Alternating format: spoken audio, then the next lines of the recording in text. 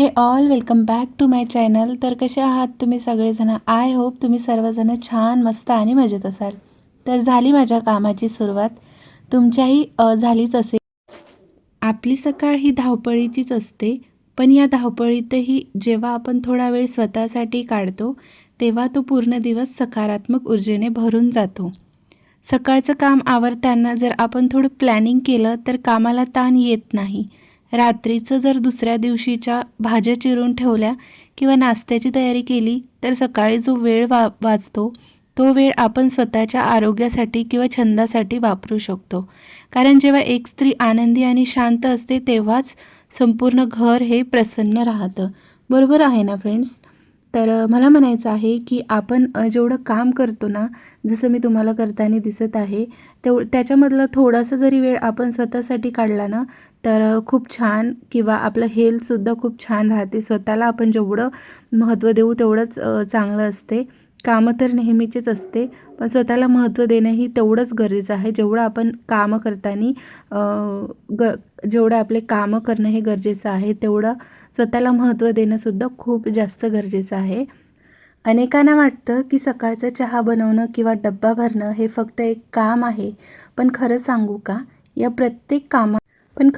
का, फ्रेंड्स तुम्हाला, या प्रत्येक कामात त्या स्त्रीचं प्रेम आणि काळजी दडलेली असते. आपण स्त्री या घराचा कणा असतो, म्हणूनच घर सांभाळता सांभाळता स्वतःच्या अस्तित्वाचा आणि आनंदाचा विसर पडू देऊ नका. हे मात्र खरं आहे. आपण स्वतःला खूप जास्त इम्पॉर्टंट द्यायला पाहिजे. तर बघा, अशा प्रकारे ना मी सगळे घरातले कामं करून घेतले मस्तपैकी आणि नंतर मग मी पाणी मारायला घेतली होती, जे की प्रिशाला अंघोळ करायची होती. तर तिला मस्त पाण्याने अंघोळ करून दिली आणि ती छान मजा करून घेत होती. बघा, घरातले कामं करत करत लेकरांनासुद्धा हॅपी ठेवायचं हे फक्त एका स्त्रीलाच समजतं, बाकी कोणीही समजू शकत नाही. तर असं तरी मला वाटते. स्त्री ही काहीही करू शकते. अगदी तिला जे म्हणजे काम करायचं असेल ते करूनसुद्धा बरेचसे कामं ती सावरत असते. हे बरोबर बोलत आहे ना फ्रेंड्स मी? तर नक्की कमेंट्समध्ये सांगसाल मला की माझं हे बोलणं बरोबर आहे की नाही ते. एका गृहिणीचं काम सकाळी सूर्य उगवण्याआधी सुरू होतं आणि रात्री सगळे झोपल्यावर संपतं. लोक म्हणतात ती काय करते, दिवसभर घरीच तर असते. पण खरं सांगू, ती घर सांभाळते म्हणून घराला घरपण असतं. ती घराचा असा एक अदृश्य कणा आहे जो स्वतःचा न दिसता संपूर्ण कुटुंबाचा भार पेलतो. तर हे अगदीच बरोबर आहे. बऱ्याच लोकांचं म्हणणं असते की जी स्त्री घरी राहते ती काय करते, फक्त घरातले कामच करते. तर तुम्ही एकदा ना घरातले कामं करून बघा किंवा जे कामं आहे ना ते तसेच राहू द्या किंवा घरामध्ये एक दिवस स्त्रीला कामाला सुट्टी द्या. मग तुम्हाला समजेल स्त्रीची काय किंमत आहे आणि काय नाही ते. ज्यांनी कोणी म्हणते ना की स्त्री ही काय काम करत असते, तर त्यांच्यासाठी खास हे आहे की एक दिवस स्त्रीला सुट्टी द्या आणि तिला म्हणा काहीच करू नका आणि मग बघा तुमचं घर कसं वाटते आणि कसं नाही. गृहिणी ही एकाच वेळी सेफ असते, मॅनेजर असते, डॉक्टर असते आणि मुलांची पहिली शिक्षिकाही असते. ऑफिसमध्ये कामाचे तास ठरलेले असतात, पण गृहिणींसाठी मात्र ओव्हरटाईम हा रोजचाच विषय असतो. सुट्टीच्या दिवशी जेव्हा सगळे आराम करतात तेव्हा तिचं काम उलट दुप्पट वाढलेलं असते. हे मात्र एक स्त्री जेव्हा जॉब करत असते त्या स्त्रियांना जास्त लागू होतं. घरी जे स्त्रिया असते जसं की हाऊसवाईफ, जसं की मी वगैरे आहे, त्यांचं काम तर कामाला त्यांना टाईम वगैरे नसते, ते तर चालूच असते. पण जे जॉब वगैरे करतात त्यांना जॉब बघून घरचं काम सांभाळणं हे खरंच जरा जास्तच अवघड टास्क असतो. हे फक्त एक स्त्रीच करू शकते. पुरुष मात्र ऑफिसमध्ये काम करतो फक्त आणि घरी आल्यानंतर आराम करतो. पण त्याच जागी स्त्री ऑफिसमध्ये काम करत असेल तर तिला ऑफिसचं सुद्धा करावं लागते आणि घरातलंसुद्धाही करावं लागते. म्हणून एक स्त्री ना खूप कठोर असते.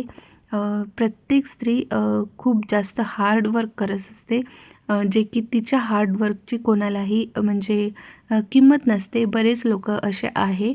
तर अशा प्रकारे सर्व माझे कामं वगैरे आवरून घेतली आणि ना हे मी फ्रीजरमध्ये ठेवला होता पाणी, तर त्याचा बर्फ झाला. म्हटलं थोडं चेहऱ्याला वगैरे लावून घ्या, उन्हाळा चालू आहे. तर छान असते चेहऱ्याला वगैरे लावणं. तर म्हणून मग मी लावून घेतली आणि मग थोडं स्वतःचाच ना कारभारीपणा केली. म्हटलं आपण आईस गोलाच करून बघावं, पण ते काही होतच नव्हतं. आधी हे आलू किसण्याचं घेतली, मग जे चम्मच आहे, चाकू आहे, सगळ्या ह्याच्यानं ट्राय करून बघली, पण काही ते जमतच नव्हतं. तर जाऊ दे म्हटलं, मग शेवटी ना चेहऱ्यालाच लावून घेतलेली आहे मी अशा प्रकारे. तर छान असं लावून आणि त्याच्यामध्ये मग प्रिशा आली. मग तिच्या चेहऱ्याला सुद्धा ना थोडंसं लावून दिली. मग ती म्हणत होती की नको नको. आणि एका गृहिणीला ना स्वतःच्या अस्तित्वाची जाणीव असायलाच पाहिजे. आजची गृहिणी फक्त चौकटीत अडकून नाही आहे, ती तिचे छंद जोपासते, डिजिटल माध्यमातून स्वतःची ओळख निर्माण करते. जसं की मी माझे व्लॉग्स बनवतो. अजून बरेचसे जण आहे की घर सांभाळून स्वतःचं अस्तित्व टिकवून ठेवतं. हीच खरी आजच्या काळातील स्त्री शक्ती आहे. तर माहिती आहे का तुम्हाला, घर सुंदर दिसण्यासाठी फक्त भिंतींना रंग असून चालत नाही, तर त्यामध्ये एका गृहिणींच्या हाताची मायासुद्धा असावी लागते. गृहिणी असणं हे काम नाही, तर ते एक समर्पण आहे. हे मात्र अगदीच खरं आहे. ज्यांना कळतं त्यांनाच समजतं गृहिणी ही काय असते ते. अशा प्रकारचे ना सकाळचे सगळे कामं मी आवरून घेतले होते आणि मग सगळं मी फ्रेश वगैरे झाली होती. परत ना बघा, मी आता म्हटलं हिला झोपवते आणि मग मी सुद्धा थोडा आराम करते. पण माहिती आहे का, घरातले जे कामं आहे ना ते तर कंटिन्यू निघतच असते. आराम करते म्हटलं तर परत ना थोडंसं काम निघालं, मग ते म्हटलं ते आवरूनच घेते आणि नंतर झोपवते.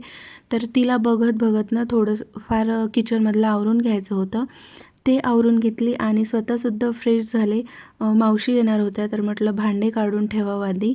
तर भांडे काढून घेतली सगळी आणि बघा किचन ओट्यावरची काम करून घेतली. स्त्री अशी आहे, तिला ना कामं हे नेहमी ना दिसतच असते.